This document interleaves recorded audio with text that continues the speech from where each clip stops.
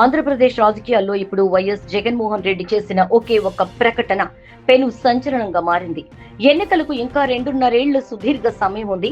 సాధారణంగా ఏ రాజకీయ పార్టీ అయినా ఎన్నికలు దగ్గర పడుతున్నప్పుడు దూకుడు పెంచుతుంది. కానీ జగన్ మాత్రం ఇప్పటి నుంచే అత్యంత ధైర్యంగా ప్రత్యర్థుల గుండెల్లో రైళ్లు పరిగెత్తించేలా అడుగులు వేస్తున్నారు. తాజాగా అమరావతి ల్యాండ్ పూలింగ్, ముఖ్యంగా ఈ మావిగన్ వ్యవహారంపై జగన్ పేల్చిన బాంబు ఇప్పుడు అమరావతి నుంచి ఢిల్లీ వర్గాల దాకా హాట్ టాపిక్ గా మారింది. అసలు ఎన్నికలకు ఇంత సమయం ఉండగానే జగన్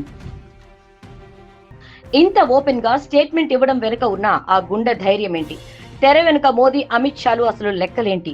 చంద్రబాబుకు కేంద్రం ఇస్తున్న మద్దతు వెనుక ఉన్న అసలు రహస్యం ఏంటి? ఈ వీడియోలో పూర్తిగా విశ్లేషణ చేద్దాం.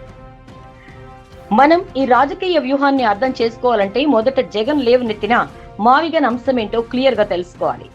గత తెలుగుదేశం ప్రభుత్వం హయాంలో అమరావతి రాజధాని నిర్మాణం కోసం ల్యాండ్ పూలింగ్ జరిగినప్పుడు భారీ ఎత్తైన ఇన్సైడర్ ట్రేడింగ్ జరిగిందనేది వైసీపీ మొదటి నుంచి చేస్తున్న ప్రధాన ఆరోపణ.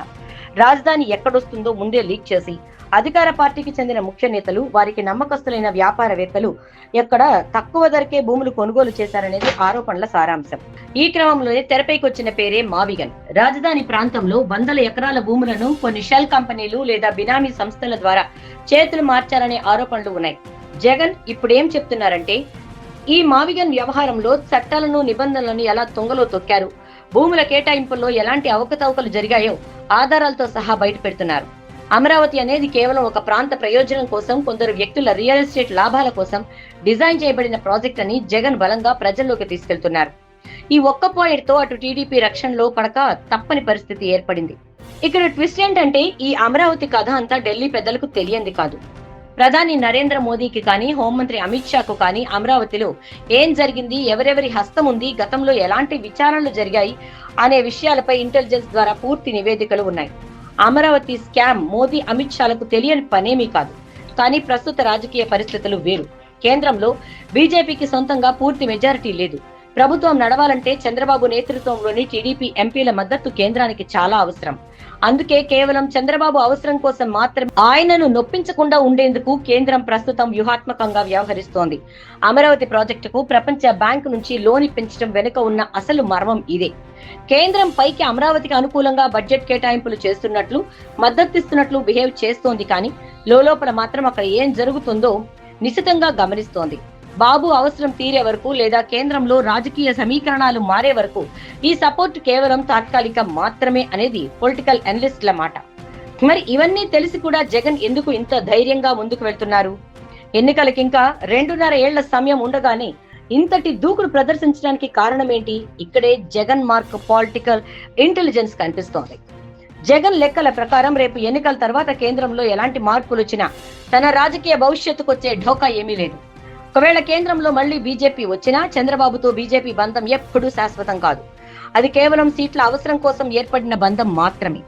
రేపు జగన్ గెలిచి అధికారంలోకి వస్తే కేంద్రంలో ఉన్న బీజేపీ ఖచ్చితంగా జగన్ తోనే సానుకూలంగా ఉంటుంది. ఎందుకంటే గతంలో కూడా జగన్ కేంద్ర ప్రభుత్వ బిల్లులకు పార్లమెంట్ లో ఎలా మద్దతిచ్చారో మోదీకి బాగా తెలుసు.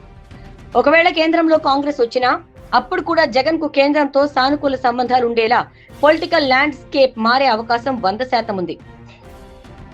అంటే కేంద్రంలో ఎవరున్నా సరే రాబోయే రోజుల్లో ఆంధ్రప్రదేశ్ లో జగన్ వైపే సానుకూల పవనాలు వీస్తాయనేది ఆయన గట్టి నమ్మకం.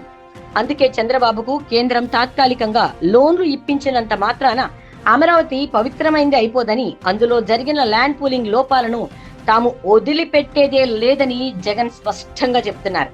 రాజకీయాల్లో ఒత్తిడికి లొంగిపోకుండా కేంద్రంలో ప్రత్యర్థికి మద్దతు ఇచ్చే ప్రభుత్వం ఉన్నా సరే భయపడకుండా తను నమ్మిన సిద్ధాంతం కోసం, తాము లేవనెత్తిన అవినీతి ఆరోపణల కోసం ఇంత ఓపెన్ గా మాట్లాడడం ఒక్క జగన్ కే సాధ్యమైంది. ఈ మాదిరి ప్రకటన చేయటం వెనుక ఉన్న పొలిటికల్ గట్స్ సామాన్యమైనవి కావు. అందుకే ఢిల్లీ వర్గాల్లో సైతం ఒక టాక్ నడుస్తోంది. పైకి చంద్రబాబుతో పొత్తుల్లో ఉన్నప్పటికీ జగన్ చూపిస్తున్న ఈ ఒంటరి పోరాట పటిమను, ఆయన గుండె ధైర్యాన్ని చూసి ప్రధాని నరేంద్ర మోదీ సైతం లోపల ఫిదా అవుతున్నారట. చంద్రబాబు అవసరం తీరిన మరుక్షణమే ఏపీ రాజకీయాల్లో ఊహించని మార్పులు రాబోతున్నాయనడానికి జగన్ చేసిన ఈ మావిగన్ ప్రకటనే ఒక పెద్ద సిగ్నల్. మరి జగన్ నమ్ముతున్న ఈ పొలిటికల్ స్ట్రాటజీ వర్కౌట్ అవుతుందా? రాబోయే రోజుల్లో అమరావతిపై జగన్ ఇంకెలాంటి బాంబులు పేల్చబోతున్నారు? మీ అభిప్రాయాన్ని క్రింద కామెంట్ సెక్షన్ లో పంచుకోండి.